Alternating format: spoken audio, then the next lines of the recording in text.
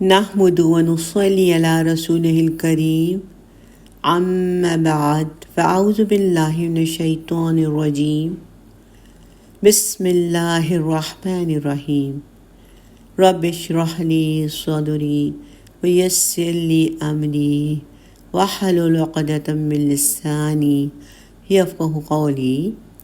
آئیے اگلی آیات کا آغاز کرتے ہیں۔ آیت نمبر 78۔ وَهُوَ الَّذِي أَنشَأَ لَكُمُ السَّمْعَ وَالْأَبْصَارَ وَالْأَفْئِدَةَ، اور وہی ہے جس نے تمہارے لیے بنائے ہیں کان، آنکھیں اور عقل۔ قَلِيلًا مَا تَشْكُرُونَ، بہت کم ہے جو تم شکر ادا کرتے ہو۔ اللہ سبحانہ تعالی قیامت کے دن مردوں کو دوبارہ زندہ کرنے پر یقیناً قادر ہیں۔ اس لیے اللہ سبحانہ تعالیٰ کی قدرت کا عالم یہ ہے کہ اس نے انسانوں کے مٹی سے بنے ہوئے جسموں میں سننے اور دیکھنے کی صلاحیت پیدا کی، گوشت کا ایک لوتھڑا پیدا کیا جسے دل کہا جاتا ہے، اور جس میں سوچنے اور سمجھنے کی قدرت رکھی۔ ان نعمتوں سے مومن اور کافر سبھی فائدہ اٹھاتے ہیں، لیکن مشرکین ان کا شکر ادا نہیں کرتے، کیونکہ شکر کا عملی تقاضا تو یہ تھا کہ وہ ایمان لے آئیں۔ ایمان لانے کا مطلب یہ ہے کہ اللہ تعالیٰ کی بنائی ہوئی تمام چیزوں کا وہ تہ دل سے شکر ادا کرتے ہیں، اور اللہ کی وحدانیت پر ان کا پکا یقین ہے۔ لیکن یہ سب دیکھتے جانتے بوجھتے بھی وہ اللہ کے شکر گزار بندے نہیں بنتے ہیں۔ آیت نمبر 79۔ وَهُوَ الَّذِي ذَرَأَكُمْ فِي الْأَرْضِ وَإِلَيْهِ تُحْشَرُونَ، اور وہی تو ہے جس نے زمین میں تمہیں پھیلا دیا ہے، اور پھر اسی کی طرف تم سب جمع کر دیے جاؤ گے۔ اور اس اللہ سبحانہ تعالیٰ نے انسانوں کو پہلی بار کسی بھی سابقہ نمونے کے بغیر پیدا کیا، پھر ایک نظام کے تحت ان کی تعداد کو بڑھا کر پوری دنیا میں پھیلا دیا، اور جب قیامت آئے گی تو پھر وہ اپنی قبروں سے اٹھ کر میدان محشر میں جمع ہو جائیں گے، اور اس کے سامنے اپنے اعمال کا حساب چکائیں گے۔ تو جس نے انہیں پہلی بار پیدا کیا وہ یقیناً انہیں دوبارہ زندہ کرنے پر قادر ہے، بے شک۔ آیت نمبر 80۔ وَهُوَ الَّذِي يُحْيِي وَيُمِيتُ وَلَهُ اخْتِلَافُ اللَّيْلِ وَالنَّهَارِ، اور وہی ہے جو زندہ رکھتا ہے اور موت دیتا ہے، اور اسی کا کام ہے دن اور رات کو بدلنا۔ افلا تعقلون، کیا تم عقل سے کام نہیں لیتے؟ لیکن انہوں نے کیا جواب دیا؟ آیت نمبر 81۔ بل قالوا مثل ما قال الاولون، بلکہ انہوں نے بھی وہی کہا جو ان سے پہلوں نے کہا تھا۔ وہی رب ہے جو ایک قطرے سے زندگی بناتا ہے، پھر خون کے لوتھڑے میں روح پھونکتا ہے، اور مختلف اطوار سے گزار کر ایک مکمل انسان کی شکل میں رحم مادر سے باہر نکالتا ہے۔ اور وہی تو ہے جو لیل و نہار یعنی دن اور رات کو گھٹاتا اور بڑھاتا ہے۔ ان تبدیلیوں پر اس کے علاوہ کوئی دوسرا قادر نہیں۔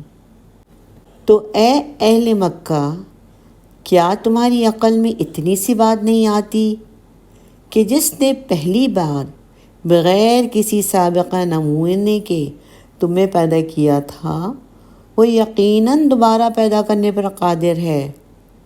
حقیقت یہ ہے کہ جس کے دل کی آنکھ اندھی ہوا کرتی ہے اسے کسی دلیل سے کوئی فائدہ نہیں پہنچتا ہے۔ آیت نمبر 82۔ قَالُوا أَإِذَا مِتْنَا وَكُنَّا تُرَابًا وَعِظَامًا وَعِظَامًا أَإِنَّا لَمَبْعُوثُونَ۔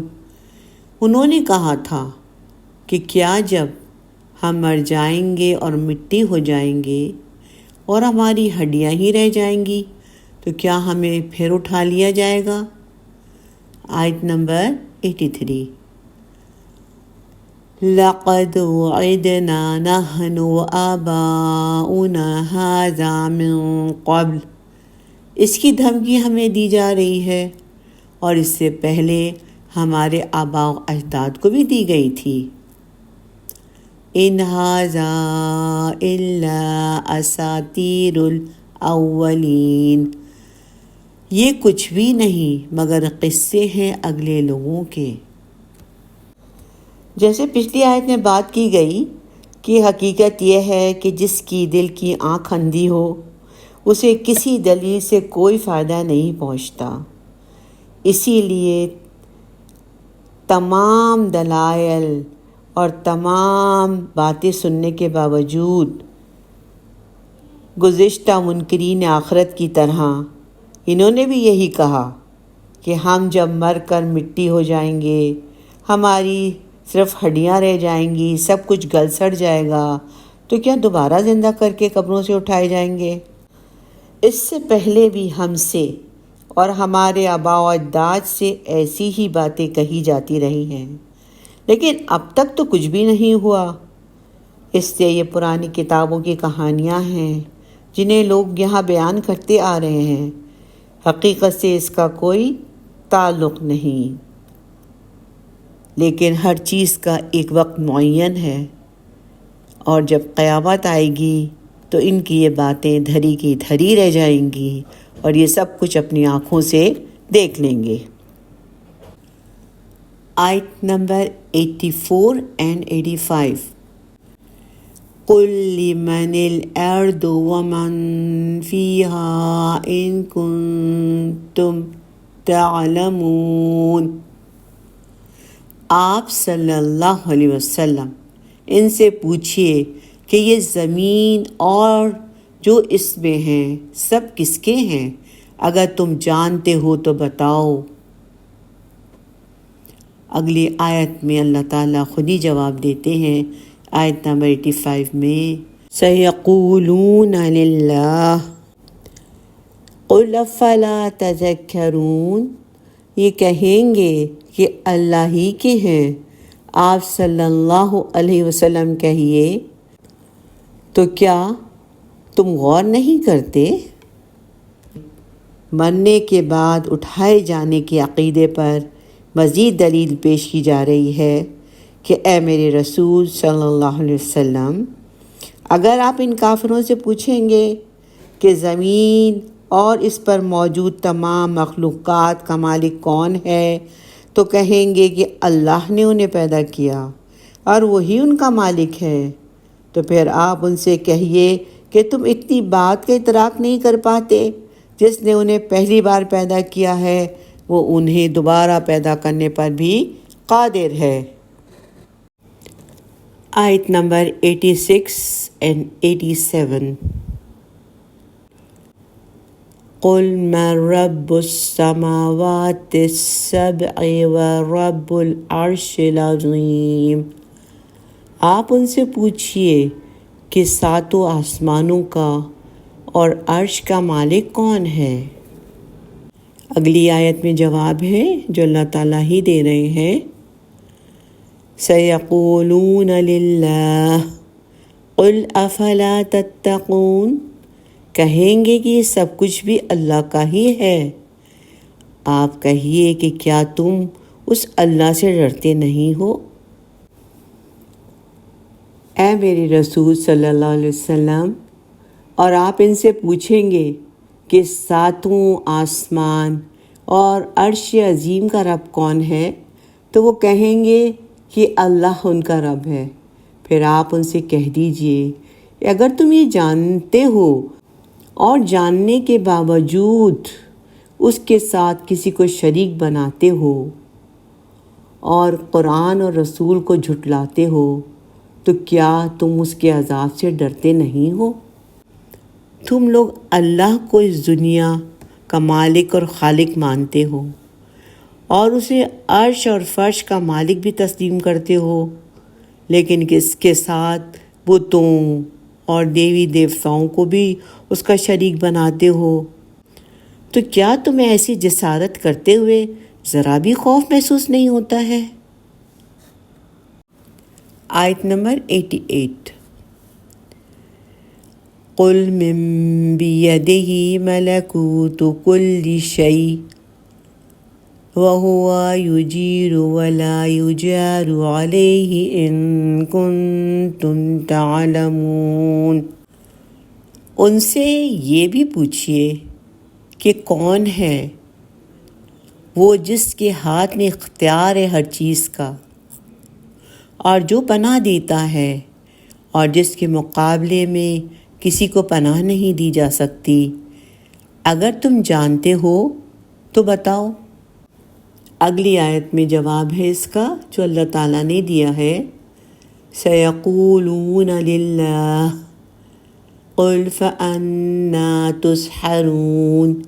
یہ کہیں گے کہ یہ شان تو اللہ ہی کی ہے۔ آپ صلی اللہ علیہ وسلم کہیے کہ پھر کہاں سے تم پر جادو ہو جاتا ہے؟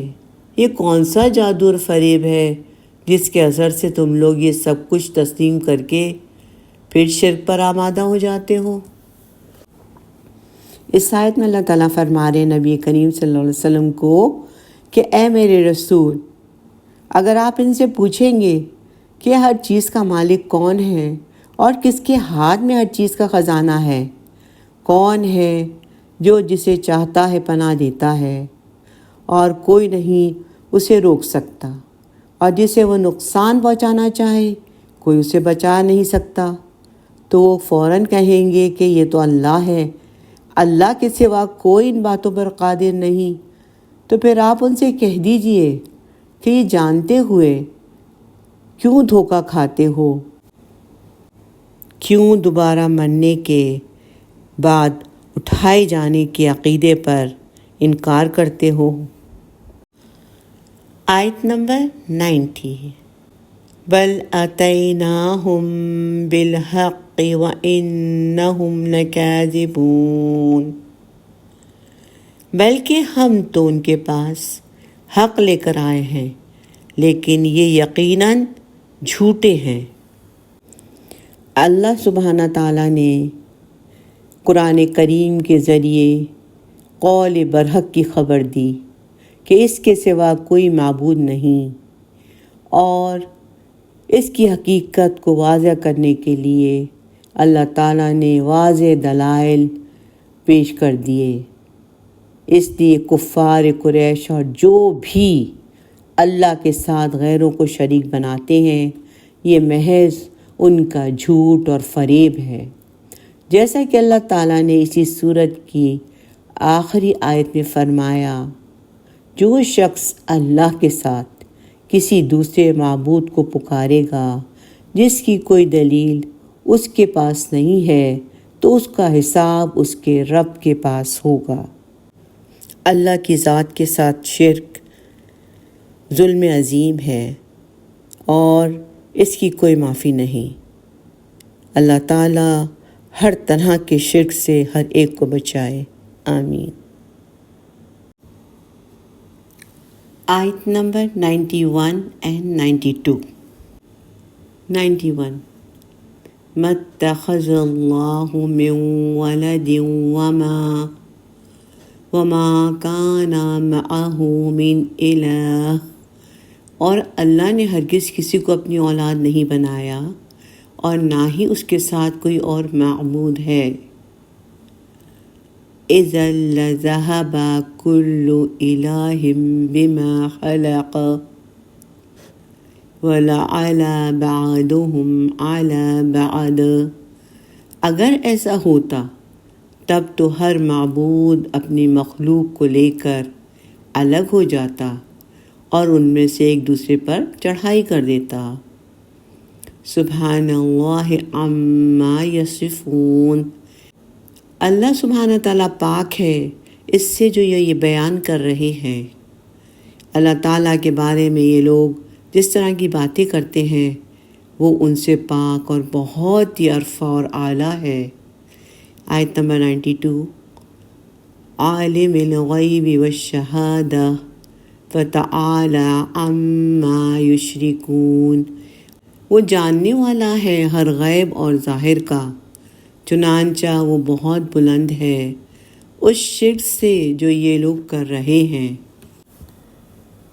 اللہ سبحانہ تعالیٰ نے اپنی نہ کوئی اولاد بنائی ہے اور نہ اس کے ساتھ کوئی دوسرا معبود ہے، اس لیے کہ اگر کئی معبود ہوتے تو ہر ایک اپنی مخلوقات میں سے اپنی مرضی کے مطابق تصرف کرتا اور نتیجہ یہ ہوتا کہ نظام عالم کو سنبھالنے میں ان کے درمیان ٹکراؤ پیدا ہوتا۔